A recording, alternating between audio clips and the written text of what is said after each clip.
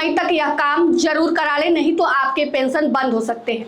30 मई के पहले आपको अपना जीवन प्रमाणीकरण कराना जरूरी होगा, नहीं तो सरकार आपके पेंशन पर अस्थायी रूप से प्रतिबंध लगा सकती है।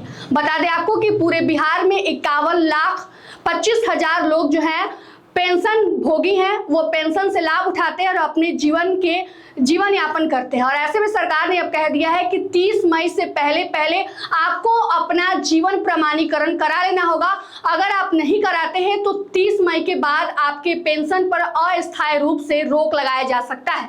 बता दें आपको कि लगातार इसके लिए सरकार अभियान चला रही है। ऑनलाइन प्लेटफॉर्म के जरिए या फिर न्यूज़पेपर के जरिए, टीवी माध्यम के जरिए से यह संदेश लोगों को दिया जा रहा है ताकि 30 मई से पहले वे यह काम करा ले। यानी कि अगर आप पेंशन भोगी हैं और बिहार से हैं तो 30 मई से पहले आपको अपना जीवन प्रमाणीकरण कराना जरूरी होगा। इसके लिए आप नजदीकी जो जन पंचायत सेवा केंद्र होते हैं या फिर जो भी ऑनलाइन डिजिटल के जरिए यह पूरी प्रक्रिया की जाती है, वहां पर जाकर आप अपना जीवन प्रमाणीकरण को है वो पूरा तरह से पूरी करा लें, नहीं तो अस्थायी रूप से आपके पेंशन पर भी सरकार रोक लगा सकती है।